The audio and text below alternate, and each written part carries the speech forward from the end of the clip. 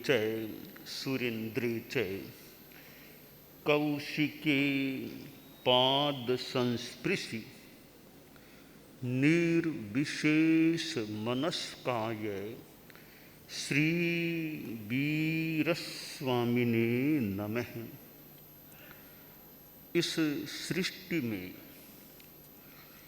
दो प्रकार के जीव होते हैं। एक हैं सिद्ध जीव, दूसरे हैं संसारी जीव।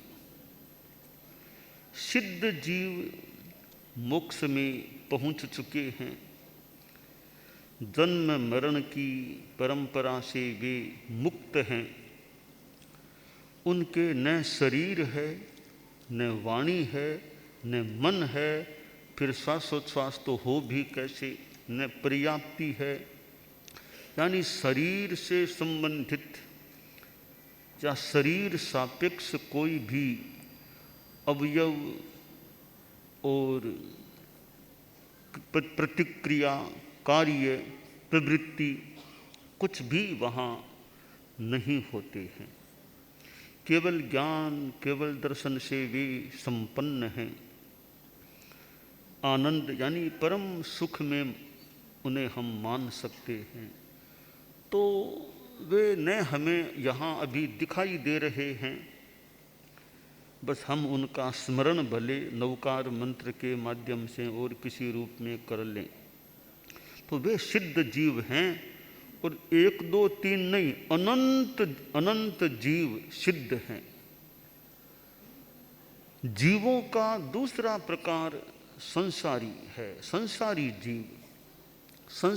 जीव जन्म मरण की परंपरा में वर्तमान होते हैं। वे संसारी जीव हैं। वे चार गतियों में हैं: नरक गति, तिर्यंच गति, मनुष्य गति और देव गति।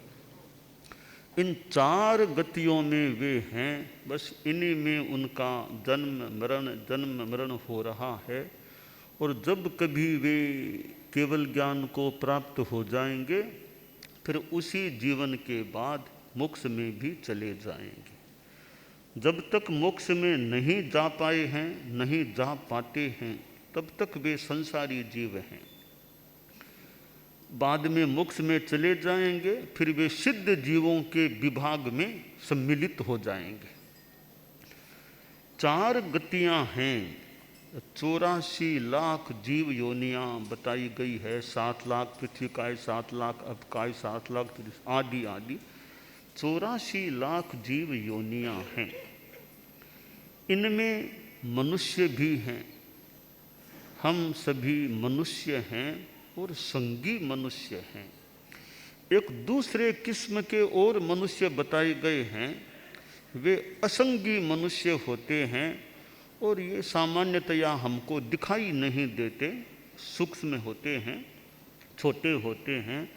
5 इंद्रियां उनके भी बताई गई हैं। 5 इंद्रियों वाले हैं, मनुष्य हैं, परंतु असंगी हैं, अमनस्क हैं, उनके मन नहीं होता। और वे हमारे जैसे संगी मनुष्यों के मल मूत्र आदि में पैदा होते हैं। तो असंगी मनुष्य वो न हमारे यूँ न संपर्क में न व्यवहार में, हम संगी मनुष्य हैं। संगी मनुष्य हैं तो यह मनुष्य जन्म दुर्लभ भी है और महत्वपूर्ण भी है। महत्वपूर्ण हो और वह दुर्लभ हो तो खास बात है। महत्वपूर्ण है ही नहीं, दुर्लभ है तो हमें कोई खास बात नहीं। महत्वपूर्ण चीज़ न मिले तो एक चिंतन का विषय किसी का बन सकती है। जो महत्वपूर्ण नहीं, काम की नहीं, वो दुर्लभ भी है तो है, हमें क्या फर्क पड़ता है। तो हम संगी मनुष्य हैं और यह मनुष्य जन्म हमें प्राप्त है।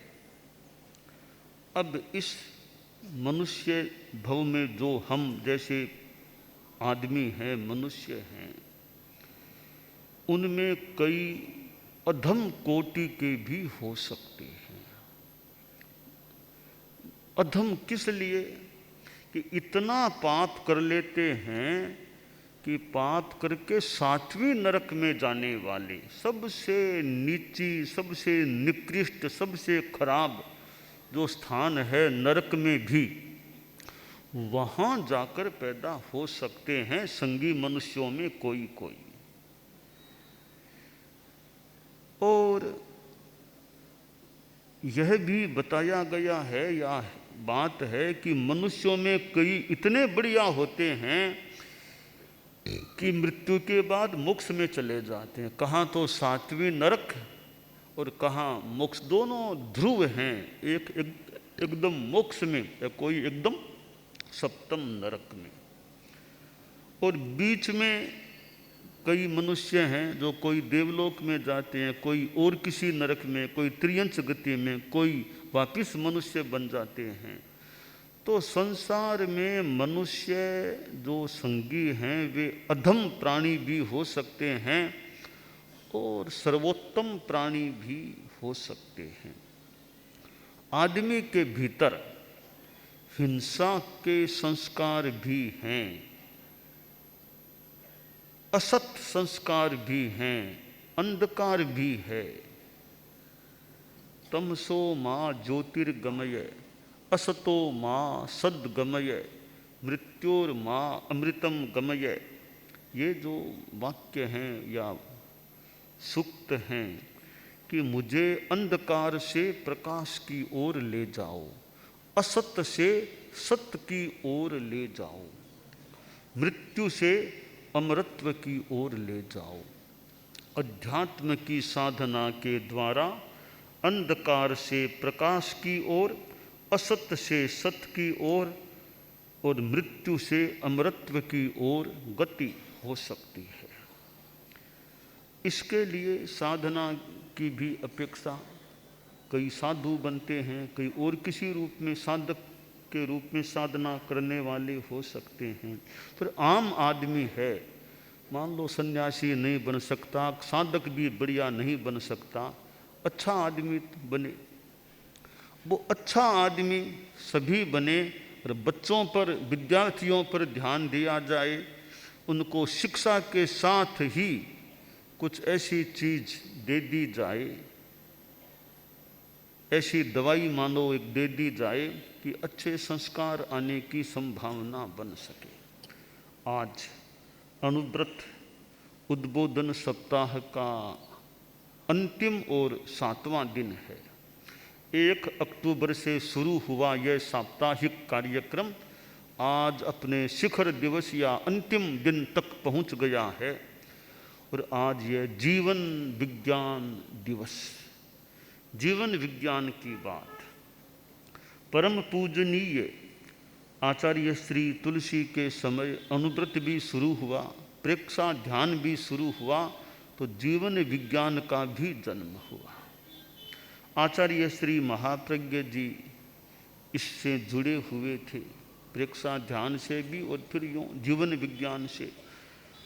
जीवन विज्ञान, science of living, science of life, यह जीवन का विज्ञान कि जीवन कैसे जीना चाहिए, कैसे श्वास लेना, कैसे बोलना, कैसे नैतिकता रखना। तो अनेक बातें जो हमारे जीवन से जुड़ी हुई, खाना कैसे, पीना कैसे, बैठना कैसे, सोना कैसे, खड़ा कैसे होना, श्वास कैसे लेना, अनेक बातें, चिंतन कैसे करना, मन पर कंट्रोल कैसे रखना, गुस्से पर कंट्रोल रखना, ये बातें जो जीवन के साथ जुड़ी हुई है, ये बातें विद्यार्थियों को भी सीखने को मिल जाए और उनमें अच्छी निष्ठा, अच्छे संस्कार जाग जाएं, फिर उनका जीवन का क्रम अच्छा रहे, तो कितना उपकार का काम यह हो सकता है। तो हाउ टू लिव, यह जीवन कैसे जिए, जीवन विज्ञान विद्यालयों, शिक्षालयों से यह जुड़ा हुआ कार्यक्रम है। और भी लोग इसको अपना सकते हैं कि एक विद्यार्थी, उसको फिजिकल डेवलपमेंट, शारीरिक विकास भी मान लें चाहिए, और इंटेलेक्चुअल डेवलपमेंट, बौद्धिक विकास भी उसका होना अपेक्षित है। तो इनके साथ mental development and emotional development, मानसिक विकास और भावात्मक विकास भी विद्यार्थी का होना चाहिए। तो यह जो चतुरंगीण चतुष्कोणात्मक विकास है कि विद्यार्थी में शारीरिक व्यायाम आदि शरीर की स्वस्थता की बात भी आवश्यक है, उसका बौद्धिक ज्ञानात्मक विकास भी हो, उसकी मानसिक शांति मानसिक समाधि भी अच्छी रहे, और साथ में इमोशनल भावात्मक ईर्ष्या लोभ घृणा ये भाव कमजोर पड़े, शुद्ध भावों का विकास हो। तो विद्यार्थियों पर यह मानो मुख्यतया केंद्रित है जीवन विज्ञान। कितनी कितनी स्कूल्स में जीवन विज्ञान का उपक्रम गया होगा, शुरू हुआ होगा। लाडनू में जैन विश्व भारती इंस्टीट्यूट है, MSc के दें स्नातकोत्तर का पाठ्यक्रम भी जीवन विज्ञान का और भी कॉलेजों में क्या स्कूलों में क्या अपने अपने ढंग से जो भी जीवन विज्ञान का प्रसार का क्रम। और ये वर्तमान में तो अनुव्रत विश्व भारती सोसाइटी के पास यह कार्यक्रम है और एक शिक्षा जगत के लिए एक मानो गाइडलाइन है कि भी इस प्रकार शिक्षा की नीति में यह एक कोई धर्म संप्रदाय वाली यों बात नहीं, जीवन विज्ञान जीने का विज्ञान। हो सकता है सरकार और कोई जीवन कौशल या किसी रूप में अपने उपक्रम चला, सरकार को भी अपना चिंतन करना हो सकता है कि भाई जीवन विज्ञान में थोड़ी कठिनाई हो जाए। कठिनाई क्यों? कि जीवन विज्ञान कौन सा? वो तेरापंथियों वाला। कि जीवन विज्ञान कौन सा? वो आचार्य तुलसी जी वाला। कौन सा? वो महाप्रज्ञ जी वाला जीवन विज्ञान है। तो उनको कभी ये मान लो शुरू करें तो कोई दूसरे कहेंगे आचार्य तुलसी महाप्रज्ञ जी तेरा पंथ का ले रहे हो तो हमारा क्यों नहीं ले रहे हो। सरकार के सामने भी कोई समस्या भी हो सकती है, तो हम इसको भी हम पहचान सकते हैं। तो सरकार को अगर जीवन विज्ञान नाम में दिक्कत है तो जीवन कौशल जीवन ऐसा कोई करके कि ये सरकार का प्रोग्राम है, न तेरा पंथ का है, न महाप्रज्ञ जी का है, न तुलसी जी का है, यूँ सरकार के सामने भी।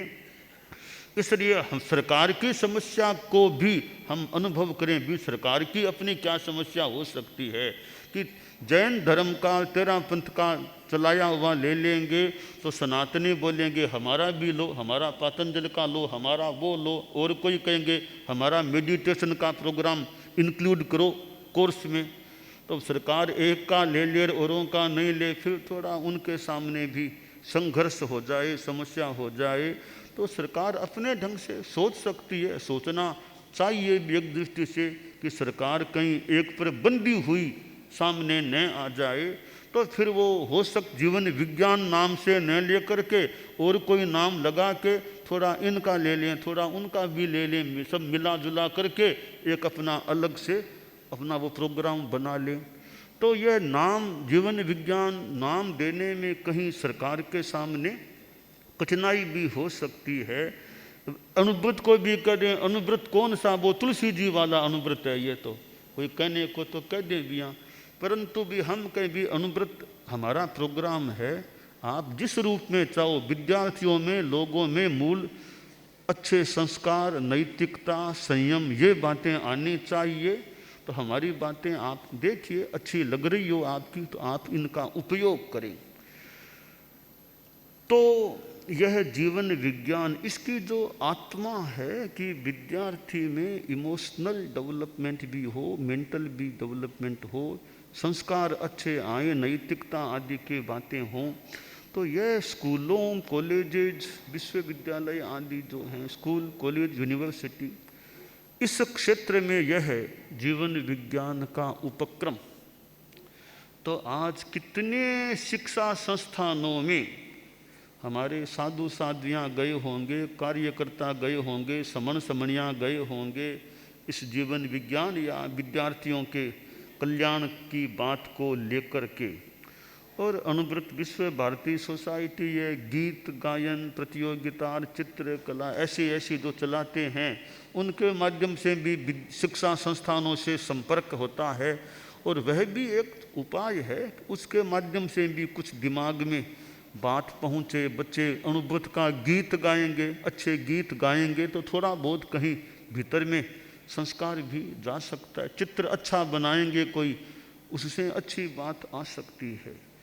तो ये उपाय हैं, प्रयास हैं कि ये नई पीढ़ी जो है, बाल पीढ़ी है, विद्यार्थी पीढ़ी है, जिसके सामने लंबा भविष्य भी संभावित हो सकता है, उस पीढ़ी का कैसे भला हो, वह पीढ़ी कैसे अच्छी बने।